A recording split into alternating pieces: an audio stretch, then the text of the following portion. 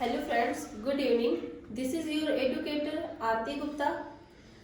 कल के वीडियो में हम लोगों ने रॉबर्ट फ्रॉस्ट के बारे में देखा, उनकी पोएम डस्ट ऑफ स्नो के कुछ पॉइंट्स के बारे में हम लोगों ने पढ़ा और उनकी इस पोएम को टेक्स्ट वाइज आज स्टडी करना है। तो जो मैंने इस पोएम के कुछ पॉइंट्स बताए हुए थे तो उनको एक बार फिर से रिवीजन में लेते हुए हम लोग आगे बढ़ेंगे।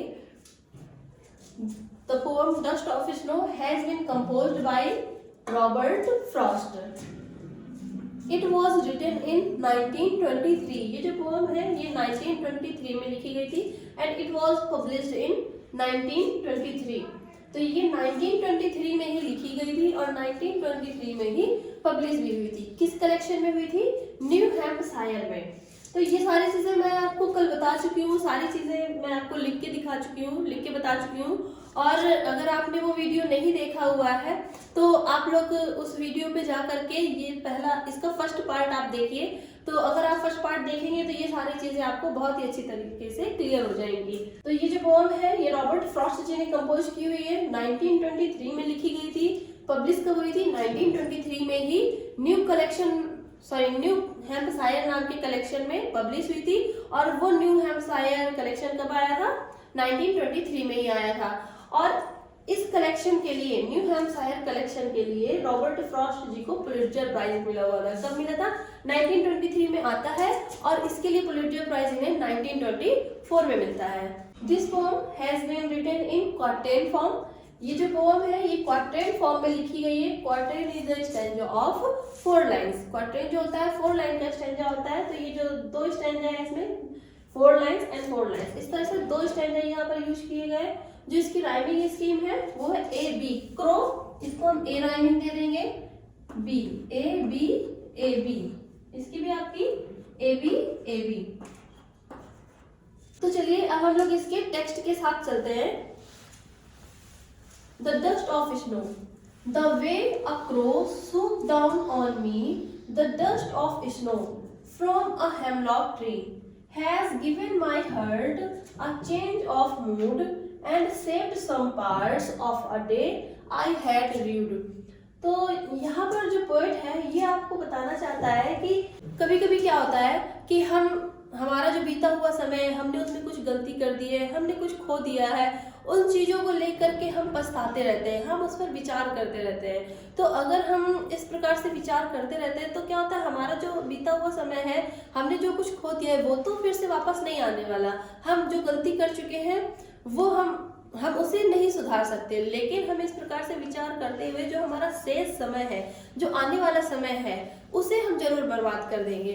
तो यहाँ पर पोएट कहता है कि अब इस प्रकार से यहाँ पर पोएट क्या है, अपने ख्याल में डूबा हुआ है, सैड मूड में है। तो यहाँ पर देखिए कुछ कैरेक्टर्स यूज किए गए, जैसे क्रो है, हेमलॉक ट्री है, स्नो है। तो क्रो जो है, क्रो एक इलऑमनस सिंबल माना जाता है। Hemlock tree also is a poisonous tree. Hemlock tree क्या, हेमलॉक मीन्स होता है धतूरा। हेमलॉक ट्री एक पॉइजनस ट्री होता है। तो यहाँ पर चूंकि पोएट खुद भी सैड मूड में है, तो चूंकि पोएट सैड मूड में, इसलिए उसने भी इस तरह के डार्क साइड को लिया हुआ है जिससे उसका सैड मूड एक्सप्रेस हो सके।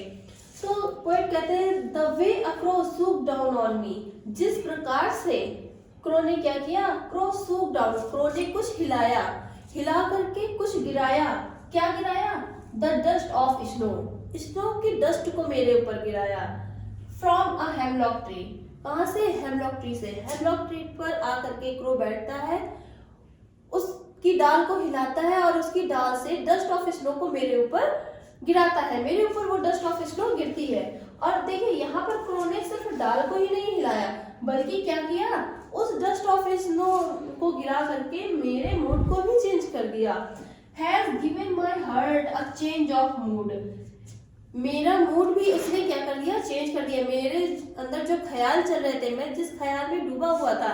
देखिए यहाँ पर हम सोक्रेटिस का एक एग्जाम्पल लेते हैं। तो सोक्रेटिस ने एक वर्क लिखा हुआ है फिडो, उसमें इन्होंने बोला हुआ है philosophy is suicidal. Means philosophy क्या होती है? सुसाइडल होती है। देखिए जब हम किसी भी बात पर जब हम बहुत अधिक विचार करते रहते हैं तो लास्ट में क्या होता है, जब विचार करते रहने से किसी चीज का सॉल्यूशन नहीं मिलता। एट लास्ट क्या होता है, जब हमें कोई सॉल्यूशन नहीं मिलता तो लास्ट में हमें एक ही सॉल्यूशन दिखता है, डेथ। और ताकि हम डेथ के साथ ही हमारी सारी समस्याएं खत्म हो जाएंगी। लेकिन किसी भी चीज पर विचार करते रहने से ही उसका सॉल्यूशन नहीं होता है। तो इस प्रकार से जैसे ही क्रो ने दाल को हिला करके मेरे ऊपर डस्ट ऑफ स्नो गिराया, वैसे ही क्या हुआ, मेरे अंदर जो ख्याल चल रहे थे वो अचानक से बदल गए। मैं कॉन्शियस में आ गया। जिस ख्याल में मैं डूबा हुआ था मैं उससे बाहर आ गया। मैंने ऊपर की ओर देखा, ट्री की ओर देखा, क्रो की ओर देखा, गिरते हुए डस्ट ऑफ स्नो की ओर देखा। और उसको देखने से क्या हुआ, मेरा ख्याल, मेरे अंदर जो विचार चल रहे थे वो बदल गए। और इस प्रकार, और तब मुझे ख्याल आया कि मैं क्या कर रहा था, मैं अपना समय किस प्रकार से बर्बाद कर रहा था। और इस ख्याल ने क्या किया, saved some parts of a day I had lived। इस ख्याल ने, मैं कुछ समय तो अपना, देखिए I had lived, मैं बर्बाद कर चुका था, मैं अपना कुछ समय तो बर्बाद कर चुका था, लेकिन उसमें से भी अभी कुछ समय बचा हुआ था। और उस बचे हुए समय को मैंने क्या कर लिया, सेव कर लिया। कैसे सेव कर लिया, इस चेंज ऑफ मूड से। तो यहाँ पर पोएट आपको ये एक बात भी बताना चाहता है कि अगर आपको कोई इस प्रकार से सैड दिखे, कभी कठिन परिस्थिति में दिखे, किसी बहुत अधिक गहन विचार में डूबा हुआ दिखे, तो आप भी उसे क्या करें, डिस्टर्ब कर दें। आप उससे कुछ मांगने लगिए, कुछ बात करने लगिए, कुछ भी बोलने लगिए, तो हो सकता है कि वो जिस विचार में डूबा हुआ है उससे वो बाहर आ जाए और आपके उस प्रयास से वो उसका विचार बदल जाए और वो अपने पॉजिटिव एस्पेक्ट को देखने लगे लाइफ। तो इस प्रकार से ये पोम फिनिश होती है। और देखिए इस पोम से जो भी एमसीक्यूज होंगे, और इनकी रॉबर्ट फ्रॉस्ट की अब नेक्स्ट पोम हम लोग स्टडी करेंगे, फायर एंड आइस। तो उनकी ये पोम नेक्स्ट वीडियो में हम लोग देखेंगे। और इन दोनों पोम्स के कंप्लीट होने के बाद ही इनके एमसीक्यूज हम लोग देखेंगे, जो कि हमारे एग्जाम के पॉइंट ऑफ व्यू से बहुत ही हेल्पफुल होंगे।